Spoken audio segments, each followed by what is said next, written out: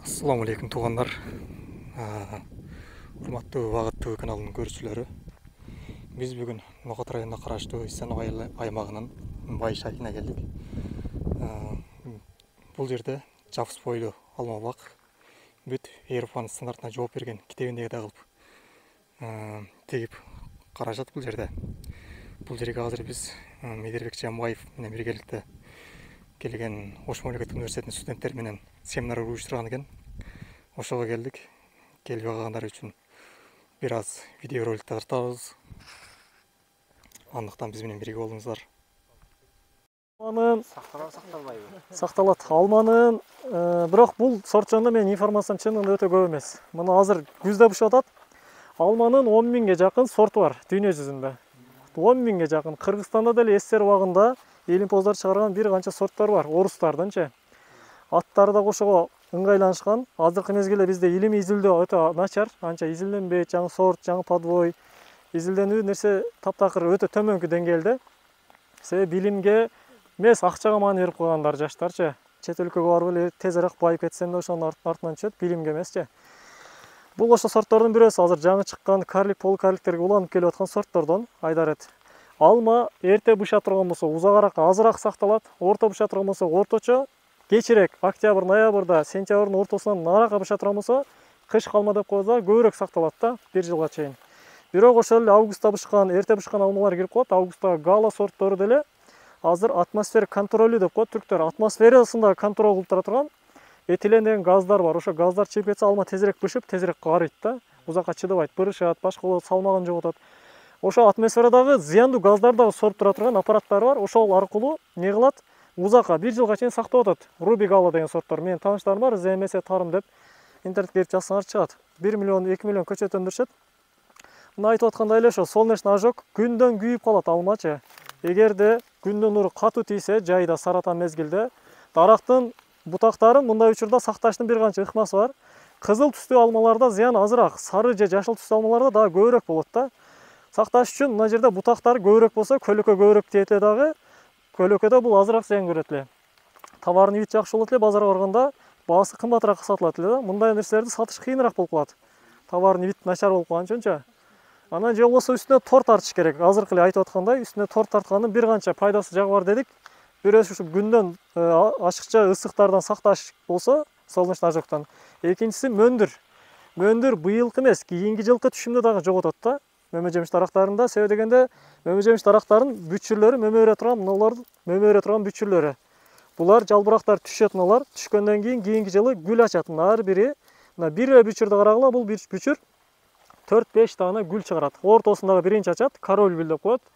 Ошол 4-5 даанадан 4-5 даана мөмө пайда болот, мына бүчүр жалгыз өзүнөн. Мен азыр үзүп койгон мына жалбырактары, ушулар фотосинтез, солнечный панель сымал күндүн энергиясын органикалык заттарга алмаштырып, буларга азык-сат чогултуп берет бүчүрдүн ичинечи. Эркек ургач органдары бар. Булар начар боло турган болсо, мөндүр келип буну сындыра турган болсо, мындай зыянкеш же мөндүр же бир оору жалбыракты фотосинтез кыла албай турган абалга алып келип кое турган болсо, эмне болот? Ал бүчүр жакшы чоңой албай калат. Кийинки жылы же начар гүлдөйт, же гүлдөбөйт, гүлдөсө да чаңдашпайт. Чаңдашса да мөмө бербейт, мөмө берсе кичинекей болуп калат. Ушунда бир канча минустар болуп калат да. А быйылкы мөмөгө дагы зака жедирет, мындай сындырып коет кээ бир жерлерин, формасын өзгөртүп салат. Бутактарын, дарактарга сырткы кабыктарына чейин зыян берип коет да. Мөндүрдүн зыянычы. А интенсивдүү деген ошо жыш деп атабыз, интенсивдүү бактарда, заманбап бактардын баарында ушул тамчылатып сугаруу, араларын жакын болуусу, аз жерден көп жана сапаттуу түшүм алуу баардыгы каралат да. Биз көрүп аткан мурдагы бактар полукарлик эле. Полукарликтердин аралары 4 метрге 2 метр болот көбүнчө. Бул подвойго, топурактын күчтүү же күчсүздүгүнө, климатына, сортуна жараша аралыгы жакыныраак же алысыраак да болуп кете берет. 3 метрге, 1,5 метрден баштап 5 метрге, 3 метрге чейин болот полукарликтер. Ал эми карликтерди керек болсо 30 сантиметр кылып дагы өстүргөндөр бар. Араларын жакындаткан сайын эмне деп атабыз? Буну бутаганда мындай бутактарын контроль кылыш кыйын болуп калат. Бизге только мына окшогон кыска, кенен градуста, анча жоон өспөгөн, жоон орсо дагы мына градус кенен болгон бүчүрлөрү эртерээк мөмө бүчүрүнө айланган, күндүн жарыгы жакшы тийген, шамал жакшы айланган бутактарды пайда кылат. Андайларчы аралыгы 50 сантиметрден 71 метр кылып эккендерчи. Чет өлкөлөрдө, Европаларда бүт ушундай. Анан ото чөп менен күрөшкөндүн бир канча ыкмасы бар. Ошол эле химиялык жол менен гербицидтерди чачуу жолу менен да тазаласа болот. Бул жердин багы ошол гербицид чачуу менен тазаланат экен. Же болбосо мулчалоо деп койсок болот, мульчирование деп коет. Малчинг англисче. Ошол мулча аркылуу дагы чөптү өстүрбөй койсо болот да.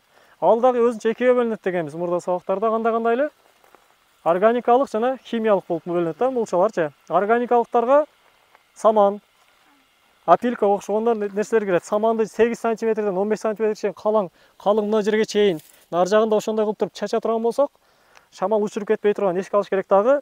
Бул жерге чөп аз чыгат. Чыкса дагы күчсүз болот да. Мындай жоон болуп, адам чөкөртөк болуп бутка кире тургандай мындай нерселер пайда болбойт. Бул күчтүүлүктүн белгиси. Өсүмдүк кеч чоңоюп катып калгандан кийин анан урганда бул жердечи. Баягы дары дагы кечирээк чачылып калышы мүмкүн, башка болушу мүмкүн. Ортосун азыр эми кол менен кылып атышат экен. Мисалы мен Туркияда 100 гектар бактарды кыдырып эле жүрөм. Ал жерде трактор, бир техникасы болот. Трактордун артына фреза деп коет. Мындай темирлер айланып турат. Топуракты жумшартып майда кылып коет. Ошол фрезаны эле жерге тийгизбей көтөрүп туруп эле айландырып коет дагы тракторду айдап кете берет. Вазылды айдап кете берет. Могу үстүдөгү чөптү кыркып адам чачын кыскарткандай кылды. Бул үстүндөгү өсүп калган чөптөрдү кыскартып эле өзүнө таштап коет да. Ал кайра өзүнө удобрение болуп берет. Севооборот болуп берет да, жашыл удобрение болупчу. Анан мына жердин ылай болуп, баткак болуп калышынан да алдын алат. Европадагы бүт бактарды интернетке кирип карасаңар, интенсив бактарды, көчөттөрдүн түгү таптаза, ортодогу жер жашыл түстө болот да. Трактор жамгыр жааганда, башка болгондо да кирип дары чачыш керек, бутагандан калдыктарын ташып чыгыш керек. Бул агротехникалык иштерди аткарыш үчүн силер ортосуна айдап кое турган болсоңор, андай нерсе кыла албайсыңар, батып калат тракторуңарчы. Айдалган жерге техника кире албай калат. Ошон үчүн дагы экинчиси жаан чачындан түшкөн суу мындай чөптө узагыраак жоголот. Нымдуулукту көбүрөөк сактап берет мына чөпчү. Салкындын да кылып кармап берет. Үчүнчүсү бунун тамыры эч убакта ортого келип, бул менен азык талашпайт, суу талашпайт. Бунун тамыры бутага кайсы жерге чейин өссө, ошол жерге чейин гана өсөт.